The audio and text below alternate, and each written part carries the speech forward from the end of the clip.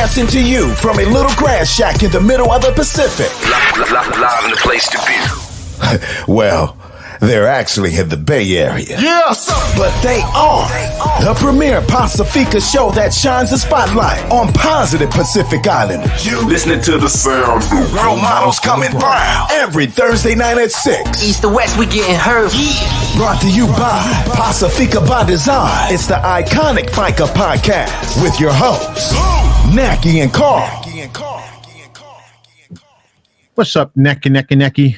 What's up? We're ready for season 8. Season 8. Oh my seasons. Goodness. Who knew? Who'd have thunk it? For season 8, episode 1 of the Faika podcast. Today, we'll just start off with the big news. We have SEFO, the president of the Professional Fighters League, the league that's making all the news in MMA right now, stole the reigning heavyweight UFC champion under contract, moves him out, Francis Ngannou. Only time it's happened in modern mixed martial arts, where he's sitting reigning UFC champion leaves. Ray was a big piece of that. We're going to have an interview with him in the back half. We, of course, have our check-ins. We get to talk about football. We've got the playoffs coming up. We have how our holiday season was, because we've been off for a little bit, and our community announcements. So, Nacky, what you got? What else? Well, Happy New Year. Happy New Year. Here we are. My Niners lost. The Niners lost 2 games in a row. And nothing. And they're still probably the best team in the NFL. And they're still number 1 seed. Thank you very much. They are number 1 seed. I really think last week didn't matter because they sat everybody. It was like the Steelers played the Ravens. I was still so mad. Like, I was like, oh, come on.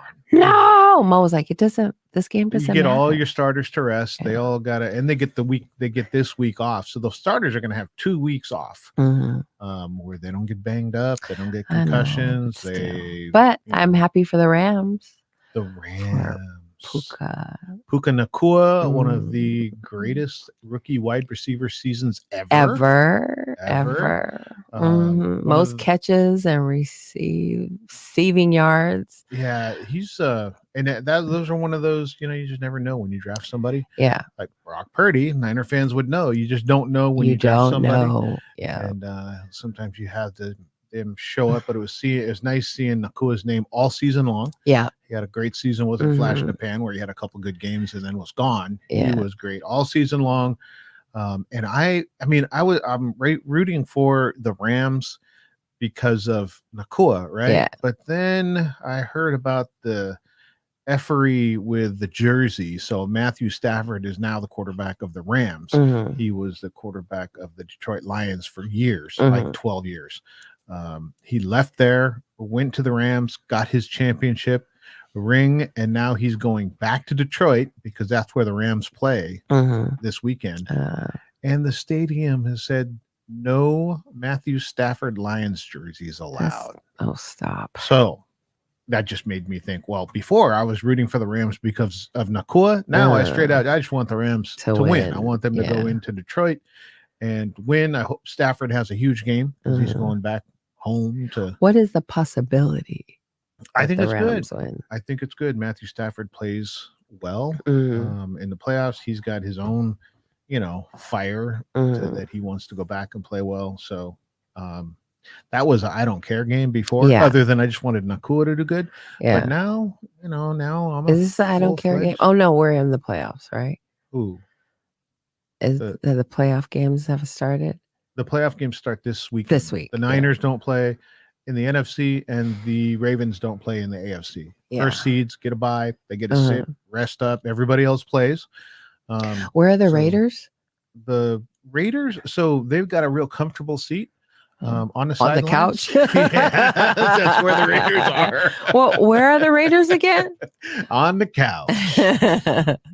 Just checking. Just make sure that you Raider fans are clear out there. So the Raiders aren't even in the Bay Area anymore, and the Niner fans are still going in on them. But yes, the just Raiders. kidding. I'm not even sure they know who their coach is at this point. They have. They They had don't. they Yeah. had an interim coach at the end of the season, Antonio Yeah. Pierce, Uh-huh. and he had some good games. I think he went into Arrowhead and beat the Chiefs. Okay. So I don't know. I'm not up to date. They may have named their coach, but Yeah. at the end of the regular season, they did not Didn't have a coach. a head coach named. Yeah. Well, I wish them nothing. Do you really? I wish them nothing. I wish them nothing. So yeah, the Niners. I mean, I was happy for Puka that he won. I mean, he got to play on the big stage, best rookie of the best everything. No, well, best definitely. Yeah, I mean, I would think rookie of the year. Well, no, rookie of the year. Brock Purdy wasn't a rookie, so I guess he's not eligible. Brock Purdy and your running back McCaffrey. Look at that. Are really they're the favorites for the MVP. Yeah, that's Mo. What Mo say? His bold prediction. What did Mo say? Bold prediction: the Niners are going to the Super Bowl. Second that motion. Well, I would certainly hope so. That's the expectation. It's the best team in the league. Don't be like the Dodgers, the best team in the league, and don't get it done. I didn't say nothing. Just a little choke there. Only reason Neki doesn't like Kaepernick is first and goal. I dislike him. I dislike his football choices, his quarterback choices or whatever. Anyway, Happy New Year. Happy New Year. Steelers are in. Steelers won. I don't know how they got in. They won. They needed help. Clue. They needed. It's a miracle. They won. They had to win their last 3 games. Yeah. And then they needed somebody to lose. I don't know. But they needed a whole bunch of help, and the planets aligned, and they are in. They got to go to Buffalo. So it's probably going to be tough going into Buffalo to get a win. Yeah. I see you're all Steeler gear out. Always. Steeler. Always. Yeah. So season 8. It's a miracle. Like people just, we just like, thank you very much. Thank you very much. Studio audience goes wild. They go wild.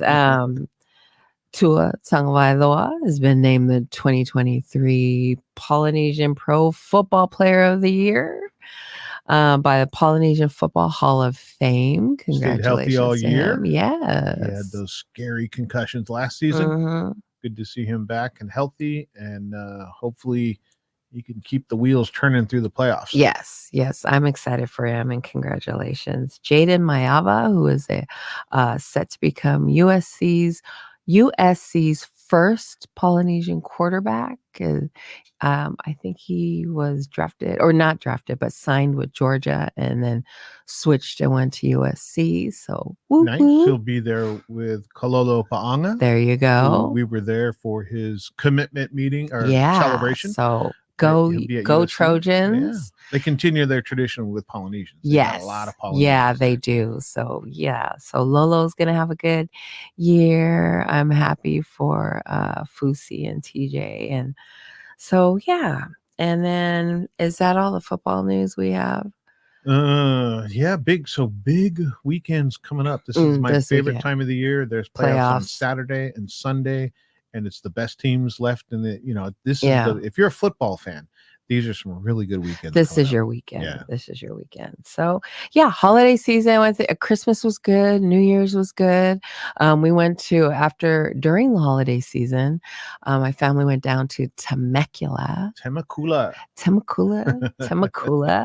for his family reunion, his Vaimola Sangapolutele family reunion. Man, oh man, like our family reunions, you sit around and catch up. Mo's family had like a schedule. So, and we're our family. If I get into our family committee, we're going to do this too. Oh, no. So, keep Naki out. Okay, everybody, keep Naki out of those Mo's meetings. family, they were so organized and it was so well put together. Kudos to the family reunion committee because they did a fabulous job. They split up everybody into 3 teams. Village teams. Right? Village teams. Yeah. Team Lauli'i, Team Moika'a, and Team Alipata. And so my family was all split up. All my family was all split up. Like they made sure families weren't on the same. But okay, so the first night was introduction, and you had to come up with a entertaining way of introducing your family, and we didn't know. We like knew last minute. But one family, the Gatinet family, they did what is it? Full House. Mm-hmm. You know the introduction of Full House where they and then you turn around and they did a whole video. I was like, ooh, next time. They won that contest. They did. That section. They did really good. Who is it? The Samoa family danced their way in and introduced themselves. They were very entertaining. What did oh God. Then Alipata, is that what the Team Alipata, Team Laulii, and Team Moita. And what did you get? What did your team do for the introduction? Oh, it was per family. So the Moli family went up, and I got you. Mo, who is he wrote his own speech about our family, and we were like, he's very long-winded, very long-winded. You stop. You watch your mouth. Yeah, the kids were like, oh my God. We went with my daughters, all four of them, and Matt couldn't make it, but we brought my Leo, his son. So I had my grandson with us. But Mo went into detail, but I luckily was like, don't you mention nothing about, just introduce me and that's it. Like, don't give no details. Don't talk about PBD, don't talk about nothing. And so he's like, oh, okay. He goes in and he talks about, oh yeah, her maiden name is Fiso. And my father-in-law, he goes into the story about my dad who he says that, was it F-150s or his truck or something like that? Yeah, the pickup, the Ford F-150 is, and if you look at it, it looks like FISO. And so he goes into that. And we're like, Pops was ahead of his time. Yeah, pickups are big now. They weren't big in the 70s. Yeah. 80s. So then he starts into, my son is he works in the, I don't know, technology, and he's also a rapper and blah, blah, blah. And then the royalty of our family, our Polynesian princess, Evelyn. I'm like, oh my God. And then he's Mena, our photographer and videographer, and blah blah blah, and Malia won this, and Milay's national. We were like, oh my God, it was. That's what he's supposed to do. Oh my God. Yeah. So anyway, everyone is very talented. So Mo's family, they had a schedule, so they break everybody up into teams. I'm tell you, 6:30 in the morning is prayer, local, whatever, So you just do it in the room? We do it via Zoom. And so there's attendance. So there's attendance. But in order to get points, the more people from your team that attends, the more points you have. And one of the rules is you have to have your camera on. And so, man, I've never seen so many people in early morning local. People are competitive. They want those points. Mo's family is very competitive. And so from 6:30 to 7 is prayer. And then from 7 to 7:50 is gym time. And everybody meet in the fitness center. That it was packed. We were pouring into the hallways. That's how competitive people were. And then me and Mo, the first day, I was like, well, let's just go say hi to everybody. And then we get in there and everybody's like, oh, grab a ball, grab it. And then, I was under pressure. And you're working out. So we stuck around. And then from 7:50 to 9:30 is breakfast. Everybody meets because it's, what is it? Embassy, so they have great breakfast. So do you get points for eating breakfast? No, you just meet there and have breakfast. That's not a point thing. And then at 10, I figure it might be like who eats the most. No. But there's 100 Polynesians. I'm sure they were breakfast. Oh boy, how many mornings are they here? They were not prepared. And then at 10 o'clock, the two buses leave to the two buses leave to the park. And then you get to the park. It was a private park in a private community area. So you had to get keyed in, keyed in. And loved y'all being there. But there's nobody else there. Oh, it was nice. just us. So it was a very private park, and they had relay races. And this isn't like, run and run back. Like they had, what is it? You grab the legs and then somebody's Wheelbarrow races? wheelbarrow races. And then they had, and then Like gunny sack race? Like no, not gunny sack. No, those are for wusses. But and then you had to wheelbarrow to something and pick an item and take, like, there was a knife, a potato peeler, and scraping something. You had to wheelbarrow to those tools and then pick a tool and deliver it to where a gala was. Then you had to run back, and the person had to get to the gala or whatever and peel it with the tool that your team members pick. Then another person will wheelbarrow to the tool and pick whatever's left to the coconut. So were and you had pushing the wheelbarrow, or were you the wheelbarrow? I was watching. I was no, and I was considered Generation 1. So I was the elder because I married an elder. Damn it. I was like, no, Nice. no. So, but it was a lot of youngsters. So they were very competitive. And so there's musical chairs, but they didn't use chairs because they break them all the time. So they put X's on the ground. And so you would circle. You sit all the way down on the ground? You would sit when the music stops. And if two people landed on an X, they were lifting them and throwing them across. One of my nieces had her elbow scraped, which I posted a picture. And my nephew got the hair scraped off of his leg. Wow. I mean, they were very competitive. So they didn't get the X. No, everybody was. I mean, they were fighting. So who won the relays? Which village? I think Lauli'i won one relay, and then there was another race where you put balloons in between each team member, and then you had to walk in a line, stay together, and if the balloon dropped, you had to start over and you had to walk. I mean, it was crazy. They had football, a basketball, pickleball, and then they had culture day where they had the youngsters kaisuas, and it was very, very, I mean, they were so organized. And then your team had to learn a dance and a sasa and perform it like less than 24 hours the next day. So it was very entertaining. They did a great job. I had such a good time. I can't wait for the next one. So we're going to incorporate that. Some of that in whenever our family reunion gets together. No, we're not. I mean, we're not going to do it, but only because there was a lot of youngsters in Mo's family. So there you go. They're all like in their 20s, and where our kids are little. There's not too many of our kids' age in our family. The majority of our reunion would be generational. Yes. So who's this? Josie Howard is on. Josie. Hey. Wow, we are Oceania. Happy New Year.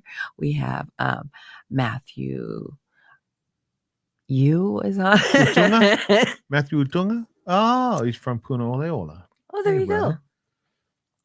Evita, hello. Thank you. Happy New Year. So that was it. I had my grandson all week. We had such a good time. I love Temecula. If you live in Southern California, Temecula, San Diego, LA, my Mo's nephew owns a restaurant called The Coconut Cafe. It's such a good, and I'm not just saying this because he's family. The food is really good. It's a very nice place. They had a hall you can rent out, a private space if you need it. We had the whole restaurant, nice. I think all 3 nights. So it was very nice. We had such a good time. And I got to meet a lot of new faces that I didn't know. And I loved it. I had such a good time. And then, go Niners. Why would you curse That's on the about show? You don't it. need to say That's about it. dirty things like that. That's about it. We had such a good time. I went to go watch The Color Purple, the remake. Uh-huh. It was all right. I mean, it was good. But you're a big Color Purple fan. The original. Color Purple is one of my favorite movies, the original one. And so I was kind of, it's a musical. It's good too in a different way. Yeah. And it doesn't. I heard it's not the same. It's They're not the telling same. story. They're kind of, but in different views. I don't know how to say it. Like, it's just, they get more detailed into the sisters' relationship, and it's not as violent, I think, as the original. Yeah. Because you got to be politically correct now. You couldn't make half the movies. Not half. You couldn't make 90% of the movies nowadays. Movies these days, sitcoms. The sitcoms wouldn't even be on these days because of all the shit. Friends all the time, right? Yeah. Friends I don't watch was Friends. as vanilla as it was not controversial. It would not be on the now. Wasn't edgy today. Yeah. And we listened to it and we're like, damn. Yeah. We were young when Friends was around, right? Yeah. That was not one of the edgy shows. That wasn't like, ooh, that's risque. That was a run of the mill. Well, you remember that show All in the Family? Oh my gosh. That episode would have got canceled from the beginning. George Jefferson and Archie Bunker used to go. I mean, they were using like racial terms that we can't even use these days. You could get canceled. Yeah. Yes. I think the old shows, you cannot play those now. Like the Jeffersons, Good Times, All in the Family, those cannot play now. But they're classics. Like to me, they're classics. I don't care what you think. You can watch Seinfeld. I was watching an episode of Seinfeld and we're like, no soup for you. That's a stereotype, right? Yes. Like there's a ton of things like, nope, you couldn't do that. And I miss those shows because they were so good. They were so real. But these days you didn't even realize they were real though. You were watching and took it for granted. Until now. It's kind of entertaining. Yeah. Like, oh my God. Everybody polices every friggin' What's it gonna thing. be like 20 years from now? Nothing. It's gonna be it's just gonna be a blank screen on TV. 20 years from now, it's not gonna be TV. It's just gonna be a blank screen. Just a blank screen because you can't say anything, you can't do anything, you can't even do half. Not even a quarter of what they did. You would get fired if you were a writer and you came up with a script and you said, hey, let's do this. And it could be some run-of-the-mill show from 30 years ago. Right. If you submitted the script, you'd probably get blackballed. Right. You'd probably be like, who? What? You think this is okay? George Jefferson, he wouldn't be acting. And now he's like a classic, respected the discussion between, what is Archie? Meathead. Archie Bunker's son and him. Yeah. All of those discussions. Those are bad. You could never have those. Yeah. Never have those now. Yeah. And the way he treated his wife. Oh, yeah. Oh, Edith. That would, I mean, if you don't know these shows, because you're probably too young, go YouTube them. They're up. They're up. But that's true. People are probably like, what are they ranting about? Yeah, no, these shows. But so I go to watch Color Purple and I'm ready. I mean, my girls want to watch it and they've never seen the original Color Purple. So I'm like, oh my God, you got to go watch the original. But the musical was good. It was different. I think I was just too stuck in the old show. Right. And so, but it was good. I like the way they turned some scenes into, I don't know, what is it, politically correct, if you want to say that.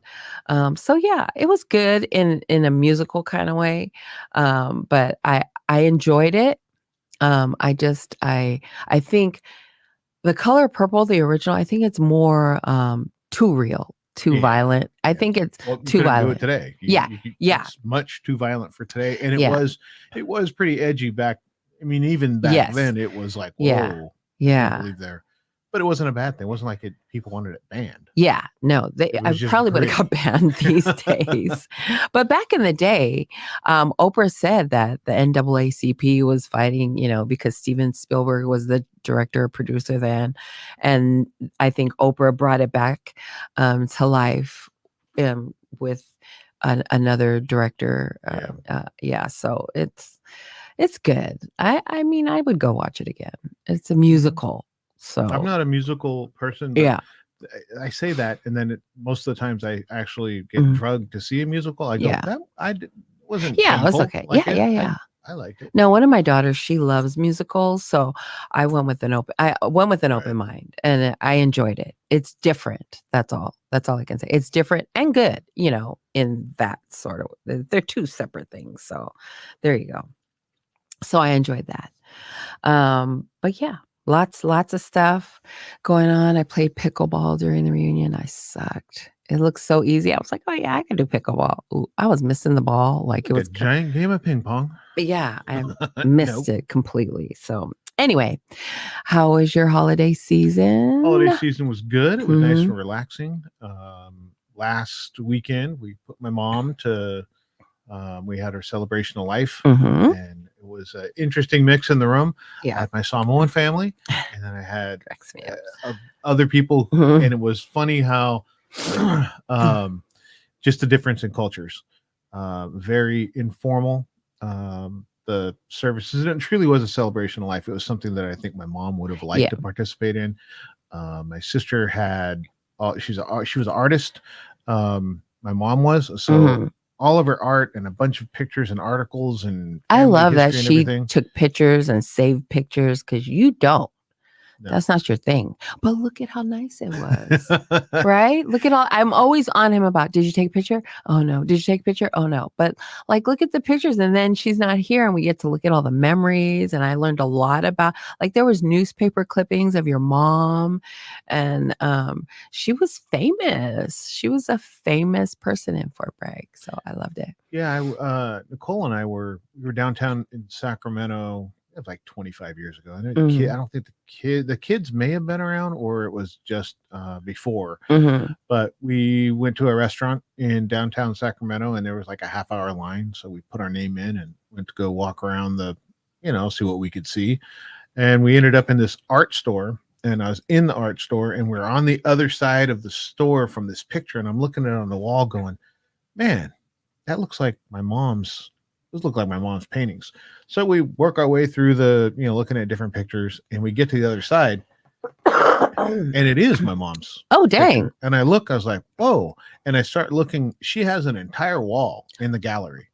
And I'm like, What the heck? what the? And so I said, hey, where did you get this art? And so the lady breaks into this long story. Oh, it's Dot Johnson. She's a coastal artist. She does, and she's telling you about she's your mom. giving me a biography of my mom. And I didn't say it. I was like, Yeah. I want to hear from, a non-family member Yeah. perspective. And there was a ton of stuff that she knew about my mom. Some of the stuff in Uh-huh. terms of art that she'd done and who she'd studied under, Uh-huh. I didn't know. And so she got done and I was like, that's my mom. And she was like, what? And I can tell she's looking at me like, that's your mom? Yeah. I was like, yeah, and I was pointing to one of the pictures. I'm all, that used to be above my grandmother's couch. How did she get it?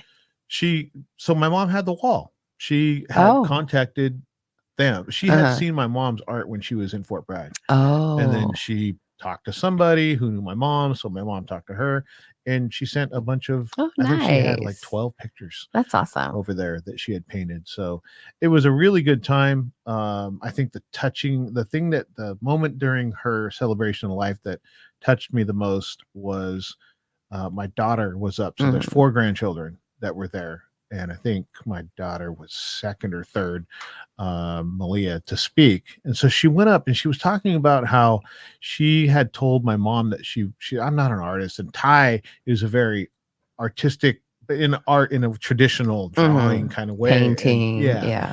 And Malia was saying, like, she told my mom, I'm just not artistic that way. And she was telling the story to the group about how she inspired Malia, that she was an artist. My mom said that everybody's an artist in some ways. It could be, it could be drawing, could be writing, and it inspired her to do art. And she started breaking down when she was telling the story. And the 2 other triplets, my boys, Malia, Ty, and Nainoa, and Emily, all went up to support her in that moment. And that was probably the most touching moment. To see Malia talking about how my mom had inspired her and then breaking down and seeing the other grandkids go up there and support. So it was a It was what we wanted it to be. Let people get to know Yeah. my mom. It was beautiful. Yeah. So in the beginning, I had stood up and said, "Hey, thanks for everybody for coming. We're going to say grace and bless the food, and then we're going to eat."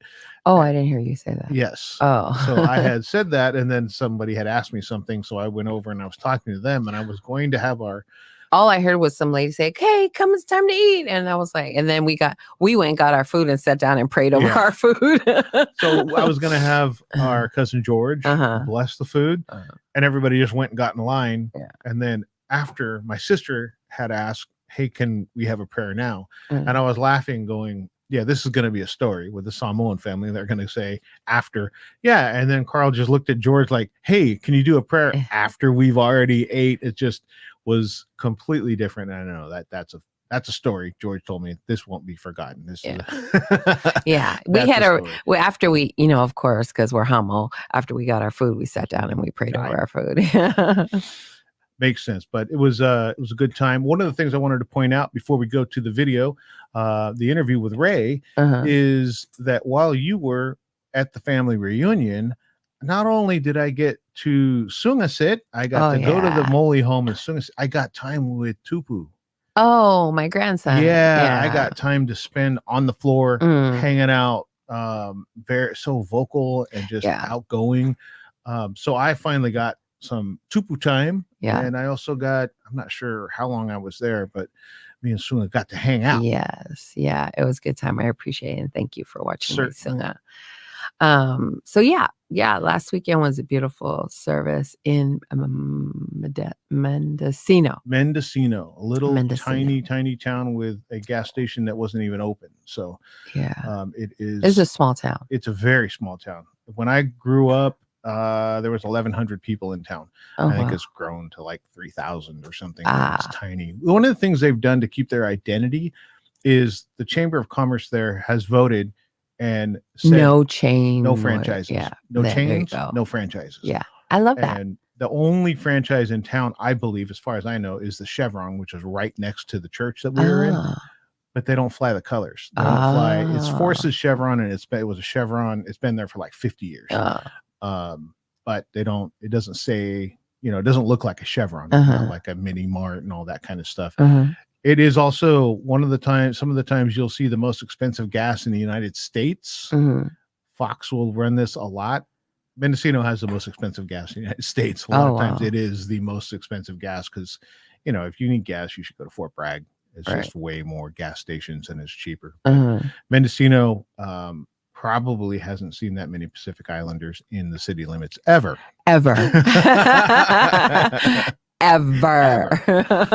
Yeah. I mean, if we walked in, you knew we were related to Carl. It's just like when I went to Fort Bragg that one time, and I think we were meeting you and at a restaurant, and me and Mo sat down at the restaurant, minding our own business, and somebody comes over and goes, "Are you Carl's cousin?" And I was like, "Is it because I'm the only Samoan in this restaurant?" So yeah. Carl's pretty famous there. No, I'm not famous, but it's a big deal when you all come in town. Yeah, so it was a beautiful service. You and your family did a great job. I learned a lot about your mom with all the articles that she saved, and all the pictures that she saved. Lots of pictures. I was at one point, I walked over to Carl because I was looking at it. Okay, never mind. Never mind. It's not a good story. We just talked about the Jeffersons and all in the family. So anyway, we won't have Mackie tell that story. We're going to go on to community announcements. Yes, there you go. That is our next portion of the show before we get to our interview with Ray SEFO. So Saturday, January 20th, the Ta'yala Youth Exchange Program is raising funds for their first ever delegation to travel from San Francisco to Samoa for 2 weeks in March or April of 2024. Take Me to the Islands is a program, will be an afternoon of fashion, fellowship, and fun. Proceeds from this event will benefit the Ta'yala Youth Exchange Program. Purchase tickets at Tiny url.com/TMTTI24. We'll put that in the comments. Yes, or check out the flyer. It has all the information. Experience the return of Season 8 for the 2024 Stag Elite Big Man Camp at City College of San Francisco. Kickstart your off-season training with Stag Elite every Saturday, running from January 13th to June 29th from 9 a.m. to 11:30 a.m. Secure your spot by registering at stagelite.org. Don't miss the opportunity to elevate your game.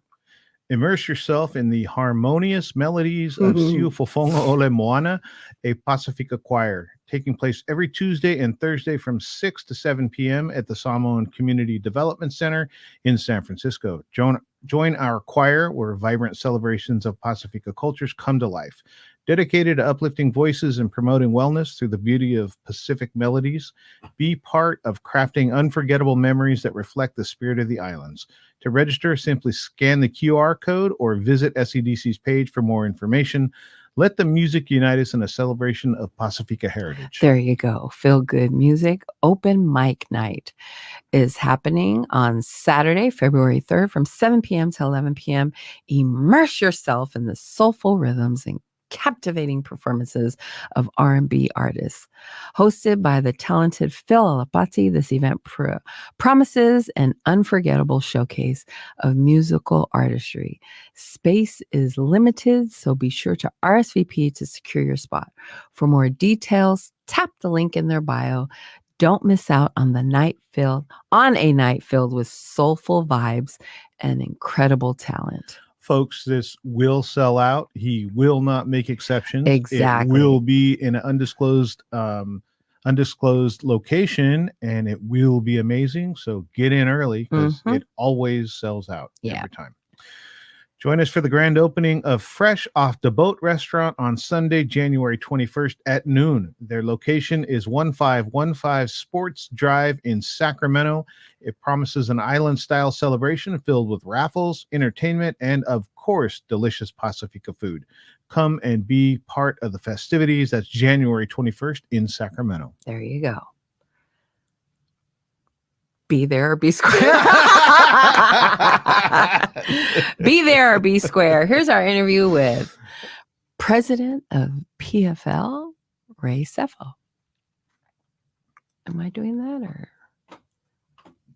No niner. Talk to a combat sports legend from Polynesia, a 6-time World Muay Thai champion, 8-time K1 World Grand Prix finalist, currently the president of the Professional Fighters League, and most importantly to us, an entrepreneur, a Pacific Islander, and our guest, Ray, to the Faika podcast. Thank you for having me. So I will geek out on the combat sports piece of it because I am a longtime combat sports fan, boxing, kickboxing before MMA came around. And then obviously when MMA came around, I'm a big MMA fan. But Naki will keep me in line and talk about some things that we need to talk about, like family and our culture, and you're bringing up. So Naki, I'll turn it over to you, and then at some point I'm going to geek out on my questions with Ray. So Ray, tell us a little bit about how you got into MMA, how you got into fighting.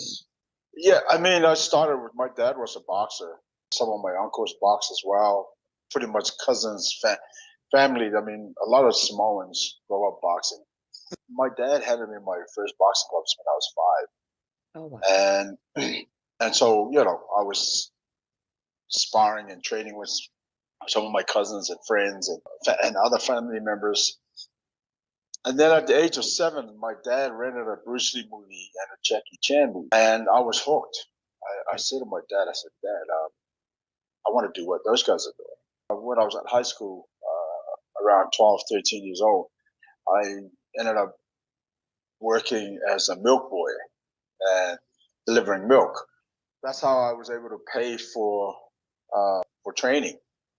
And obviously at the time, training to me was just it. I loved the discipline part of it. I loved the training of it all. But I never wanted to be a fighter. Funny enough, I wanted to be a cop. And it wasn't until I was 18 where we go to a weigh-in that there was an event on. And there was a guy there that challenged me to a fight, and I think at the time he was 5-2, so he had 7 fights. I never fought, and my mind was saying, "No, Ray, you want to focus on this and here," and my heart was like, "Come on, you know, we can do this. This is not a problem. Let's go." And I think 3 months later, that fight was set. I dropped him in the second round, went on to win the fight, and the rest was history. And it kind of just that's how it kind of started. So I guess I have this gentleman to thank for kind of pulling me out of, because where I sit here today, I thank the good Lord every day that I'm actually doing what I'm supposed to do. And I've heard this saying many years ago. It ain't work when you love what you do. Mm. And so to be able to come through a massive career, traveled around the world, competed all over the world, and there was a point where retirement was closing. Funny enough, I remember sitting in my lounge going, "What are you doing?" You know what I mean? Where do I go from here? It's the same question I asked myself when I was 15 years old. What are you going to do with your life, and where are you going to go? And I knew that being in martial arts for so long, I knew the industry like the back of my palm, and so I wanted to do something that made sense to me and made sense to what I had been doing my whole life, and that was to start my own fight league. And and so I made a few phone calls to a few friends of mine, and within a week or two, we had offices, and the rest is history. We're here today, and we're in the PFL. We're in 150 countries around the world. So I'll hop in there and say that I think that Ray's being incredibly humble with his process of getting into promotions and an executive position with the PFL, because there's lots of fighters that want to do things post-retire, post their fighting career, and aren't able to translate that in. But do you think there's some piece of you that kid that was challenged and had one voice on your shoulder saying, no, let's do something else, and the other voice is saying, no, we can do this, let's go ahead and hop in even though you don't have the answers? Do you think that kind of mindset has helped you in recreating yourself after your fighting career? Oh, 100%. I've always had this no quit attitude. I'm going to do it 100% or none.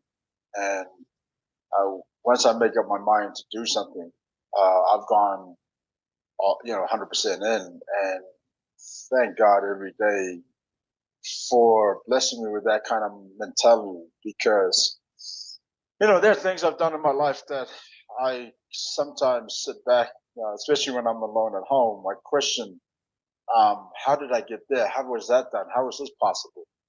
But I'd always known that I've always had God in my life, and I'd always known I've been blessed. Of course, any blessing is on the other side of hard work.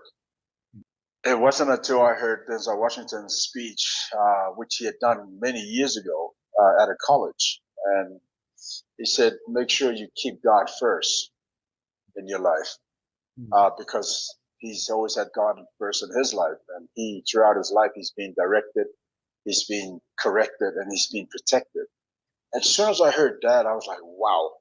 It made me understand the whole relationship that I've had with God, that's guided me through all these years, and so it's been an amazing journey. And so every time I put my mind to something, I gotta finish it. I gotta, I fight. I fight hard to continue to, allow it to come to fruition and to make sure that it works. And one of the biggest things too for me was just the being able to give another fighter an opportunity and when I signed their contract, just to see the smile on their faces and how happy they are. It's the same when I got signed to K1. And it was just, again, truly amazing. I thank all my partners in PFL for allowing this whole journey to not only continue, but to grow as fast as we have. The fighters that you sign on, I think there's a trust there because they know that you understand where they're coming from. You've been there, signing a contract with the promoter. The success that you've had, Ray, do you think your culture, Pacific Islander culture, your Samoan culture, has helped you get through all the rough times and all the struggles that you might have had throughout the years? Yeah, 100%. With our Polynesian culture, it's all about hard work. It's all about making sure that you're committed to what you're doing and you're disciplined in doing it.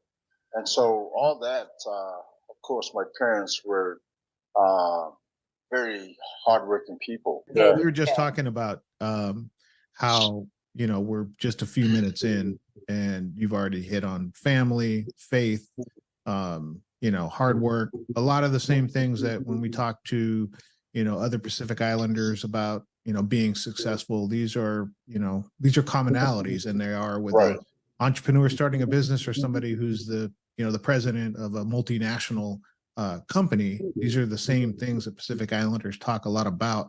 One of the things that I told myself I'm going to ask, and we actually had a video on the other platform that we were going to play, but there is a video out there for the hardcore combat sports fans, and it was back in K1. It was you and Mark Hunt, and you guys were. I want to ask, was that as obvious spontaneous? Nobody says, "Hey, I'm just going to let you hit me." It sparked up in the middle of the fight where you guys were basically saying, "Look, you hit me, I'll hit you." Laughing, smiling. I think somebody actually kissed somebody on the side of the cheek. How did that develop? How did that come out? Honestly, I think Mark and I were surprised when that was all said and done. I don't think, first of all, that wasn't the game plan for me. And Mark being the strong man that he is and a strong athlete that he is, when he came out like a bull, I was like, okay, I guess this is how we're gonna do this. Because originally, my opponent 3 weeks prior to this was Mirko Korkov. And he had to pull out, and then Mark. Then I was told I was matched up against Mark, and so the game plan. So I went from training against a southpaw who sticks and moves to now fighting a complete monster in Mark. But everybody in K1 knew the type of fighter that Mark is, and he comes to fight. And so the game plan was kind of like, okay, stick and move, see what happens.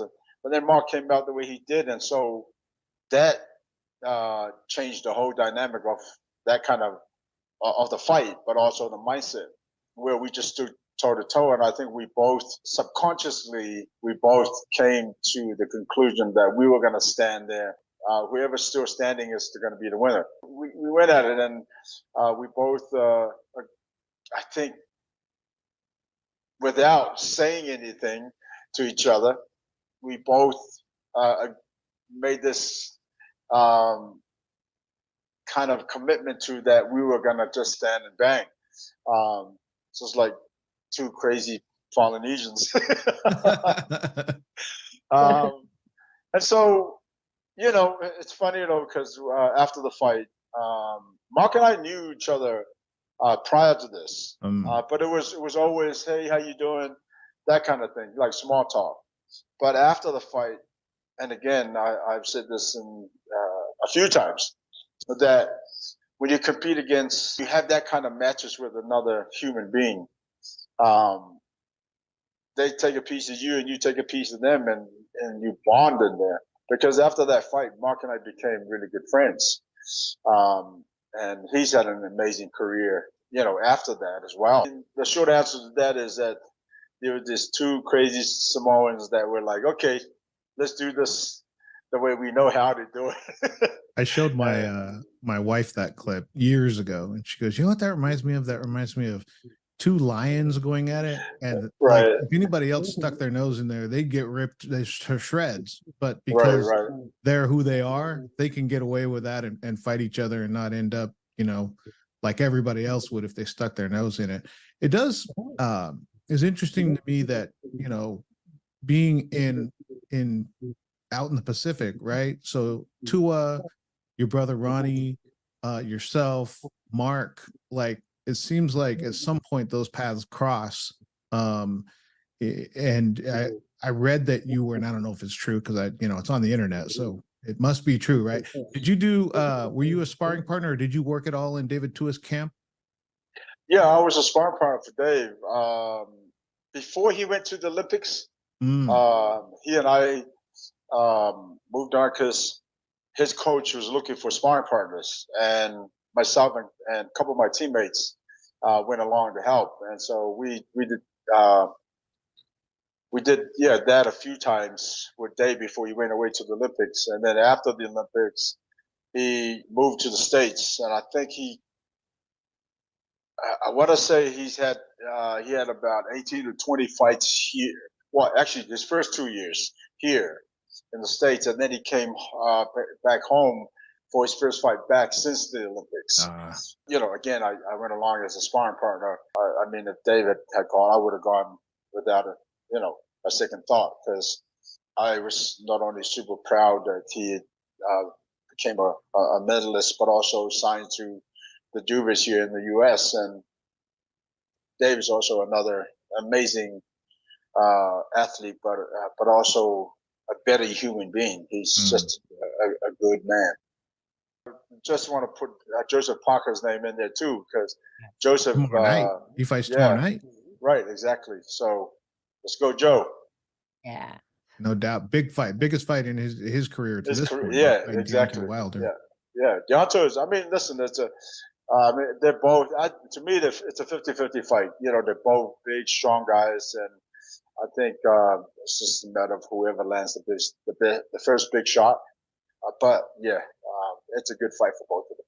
the PFL League has a unique format with the regular season, playoff, championship. What inspired this kind of format for you? So I actually put that together, and it came from my own experiences throughout my career.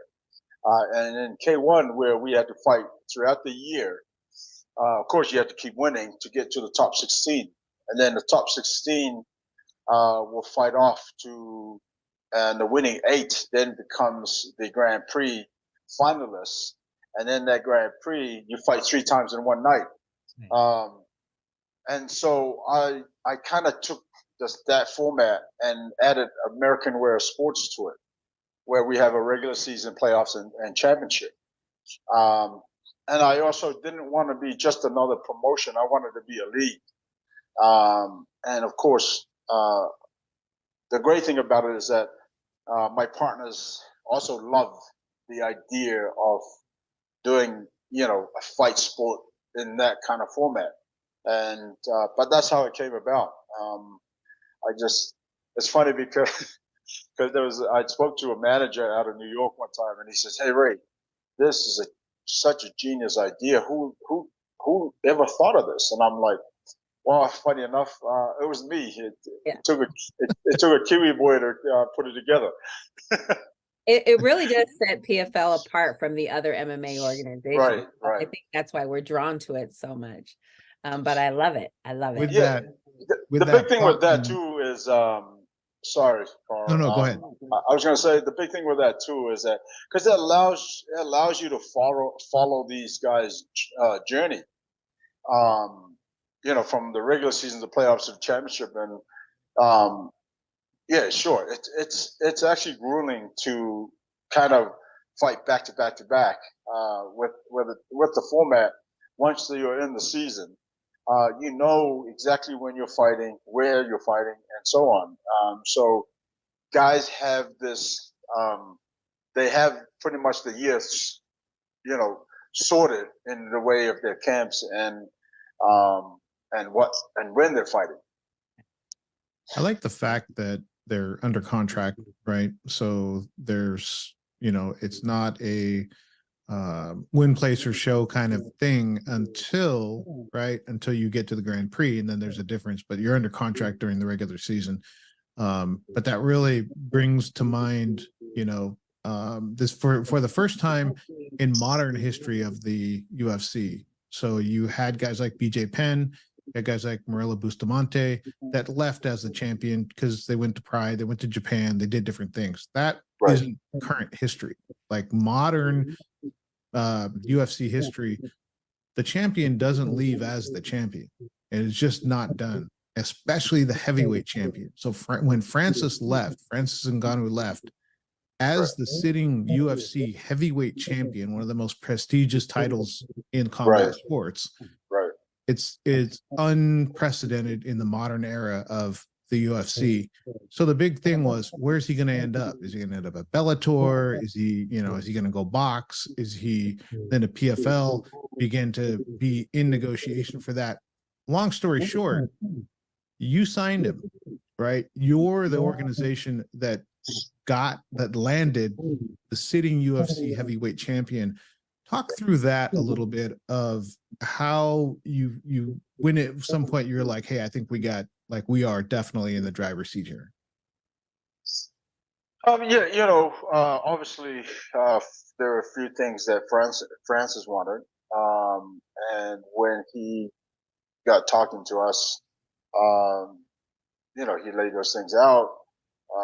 Our team were able to say, okay, we do this, and this, but Francis got pretty much what he wanted, and we were able to provide that, and also allow him to also box outside of competing in MMA. And of course, one of the biggest things too that Francis wanted was to be able to, have PFL Africa, which he's the director of, and because he knows that there's a lot of talent out there as well, and that was one of the things he wanted to give back to his people. That was possible, and of course, PFL Africa starts next year, 2024. We also had PFL MENA starting next year, which covers all the Middle Eastern countries. He liked what he was hearing and what he saw on paper, and the deal was done. I know you have you had done an interview with the Behind the Lava group with Michael Tan and the crew. And we have a chat together where we just talk MMA and, what fights are coming up. And the minute that happened, Milford Tiafala put it in the chat. Uncle Ray landed it. He got it done. And really from the PI perspective, those that know where you are and the position that you hold, it was really a proud moment to know that, there's a Pacific Islander, there's a Samoan that's like not on the sidelines, not looking, like knee deep in the trenches, swinging the bat, getting things done. So kudos to you. Congratulations on that. And then yet another feather in your cap, there's the merger with Bellator. Like PFL is just the mover and shaker of 2022 and 2023. Very excited about 2024, but with that merger, it creates this huge roster. How do you manage the influx of all the talent that comes in from the Bellator roster? Very hard. No, we have an amazing team, and so myself and the team pretty much kind of right now as we speak going through who gets slotted into the season, who stays on the Bellator side, and of course right now we're also getting ready for the PFL Champions of Champions. But yeah, we've got some amazing talent also out of Bellator in all divisions, and so it's I'm excited about it. Put it that way. I'm super excited about the talent that we have. I'm super excited about putting all these fights together because there's gonna be a lot of fun fights to make. It's And gonna be so have right, exactly. And so, but yeah, as we speak, we're going through that and figuring all that out. Of course, the holidays as well. But we, first of January, we come out kicking and right at it. Then are you based in Las Vegas? Yes, based in Las Vegas. I just got back from Saudi Arabia last week. Wow. Wow. Now, do you have kids, Ray? I have two little ones. Oh, I my see. s- And yeah. do I you have a think you'll boy. get into fighting? No, Yeah. I And does the missus have say so? no. For me, like I've never wanted my kids to be fighters. Reason being is because it's such a hard life, especially in my time. And when I say hard life, I mean there's just so much. The highs are highs and the lows are low, like really low. And there's nothing. I mean, I'm not trying to. I just, for me personally, it's kind of like what George Foreman did. The reason why he fought was so that his kids didn't have to fight. Yeah. And so that's the same way I look at it. I fought and I sit where I sit because so that my kids don't have to fight. Fortunately, my son, even though they train kickboxing with me and then we train jiu-jitsu together. But the fortunate part is that my son actually started falling in love with basketball. Okay. And he's 14 and he's 6'4". Oh, And so, yeah. that's a good sport. yeah. And so, and he loves it. And every time I go to one of his games or to his practice, his coaches rave about him all the time. Like, oh, he just continued to improve. And so, which is really amazing. And I love the fact that, that's where his That's mind, where he's going. yeah, his Well, mindset. hopefully, George named all his kids George, so hopefully both your kids aren't named Ray. Yeah, my daughter's named Ray. No, I'm kidding. Ray, do you think it's harder now to be a fighter than when you were fighting, or is it a different kind of hard? I think it's easier now to be a fighter in terms of opportunities, Right. right? And of course, there's a lot more limelight to it now because Social media. right, social media is just blowing that whole thing up, and so PFL, UFC, of course, at the moment we're keeping the Bellator brand as well alive, and then all the other promotions around the world, they all have TV coverage, and so yeah, in terms of opportunities, it's a lot easier today, but the training's exactly the same. There are certain places like where I grew up. There was no such thing as a performance institute where you could go for strength and conditioning and massages and rehab and so on and so on. Now, all those kind of places exist in different gyms and different promotions and whatnot. So yeah, but the training is still the same. It's still tough, but the opportunities are a lot more accessible, if you will. Do your kids train with you at Extreme Couture, or are you doing things away from that gym? No. My kids trained at Extreme as well. Mm-hmm. But yeah, it was after sparring. I still this morning we grappled for something like so I do grappling in a different gym, Bohara Academy Training Center, with Ronnie Marks and Marcelo Nunez. Just because and the only reason why I do that there too is because they're the ones that I started Gi Jiu-Jitsu with. Gotcha. I grapple, from time to time, but it was always at extreme. But I never really I wasn't really interested in doing gi jiu-jitsu. And Ronnie just kept, you know, yeah, come on, you got to come do gi. You got to come do gi. So I, finally decided to do it. And so I want to be able to get bounded underneath those guys. And that's why I go there. But in terms of sparring and pads and all that kind of stuff, yeah, that's all at our gym at Extreme Couture. So you said the name Marcelo Nunes, and I'm thinking Brazilian. You have Renan Ferreira, Yes. who just who won his fight, and so now you've got Ferreira, Bader, and Ngannou under contract. Are there possibilities coming out of Ferreira winning? Oh yeah, 100%. Yeah, that's definitely that's in the works as we speak. Awesome. Good to hear. Good to hear. Yeah, I got Ray SEFO here. I got to get all my questions in. I know. Calm down. Calm, Lalo. Ray, growing up or even now, is there any role models that inspired you to get you here to where you're from?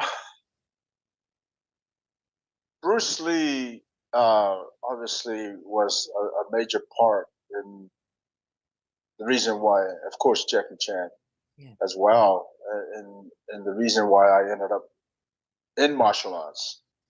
And then I've always had this, admire a lot of boxers, a lot of kickboxers, mixed martial artists. And, I always try and learn what their philosophies are, and what they think about the game, and how they can change it, and so on and so on, and things like that. The first two that kind of really got me into it was by watching Bruce Lee and Jackie Chan. And then after that, we rented every movie you can think of that Bruce Lee did or Jackie Chan did. So are there any Pacific Islander fighters up and coming? I know we had Ray Cooper was in the finals, and we have Carlos Olberg. We have some younger fighters coming up. Are there any Pacific Islander fighters that you think that MMA fans should keep their eyes out for? I mean, obviously, Tai Tuivasa's out there doing his thing as well. The Tougher Brothers. There's a couple of guys, young fighters. When I spoke to Doug Beanie, who is a good friend of mine, but also one of the coaches from City Kickboxing back home. This is, there's a couple of young guys that are coming up in the rankings, and we'll soon hear about them. But yeah, there's always, matter of fact, I also had another fighter reach out to me on social media.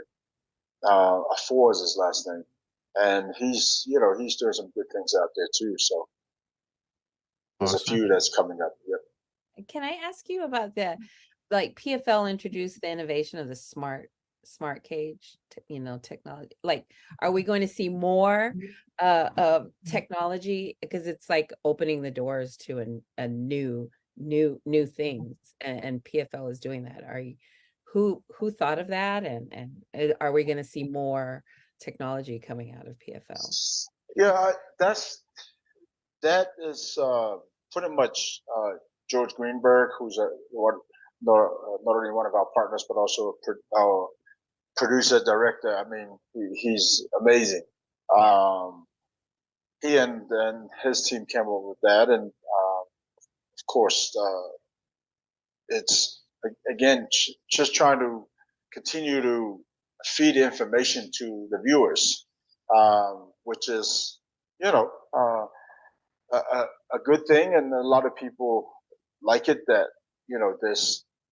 there's more information so that it can understand a little bit more of what's happening and what's going on. So yeah, that's all credit to George and the team.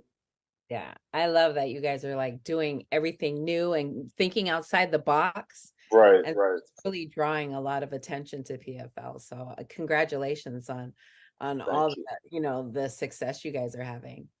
Yeah, there's not a lot of, the thought of enhancing the viewer experience.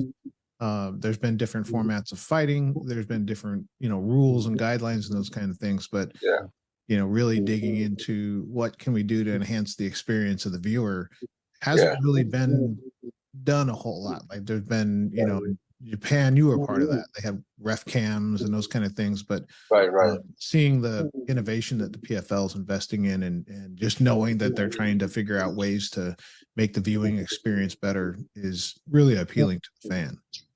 Yeah. I mean, our chairman, Don Davis, and Pete Murray, who's our CEO, they're very on top of all that.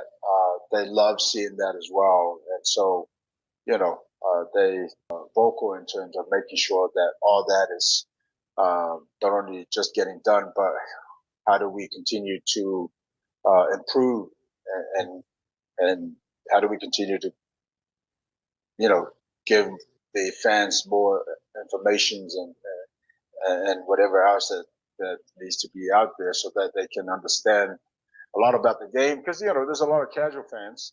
Oh yeah. And then there's a lot of martial artists and fans of the sport. So, but yeah, no, it's really great to see. It's awesome. That our whole team is. I know, I appreciate all for it. What is going to happen in 2024 that you can tell us, or what are you looking forward to? Well, 2024, obviously, like I said, PFL Africa is in the works as we speak. So is PFL MENA. We're also, I think, in the final stages of finalizing something with Australia and New Zealand. We're also in talks with Brazil. So there's a lot of wonderful things moving forward. And again, for us, it's just taking one step at a time and continue to challenge ourselves and staying focused on the job at hand and continue to improve.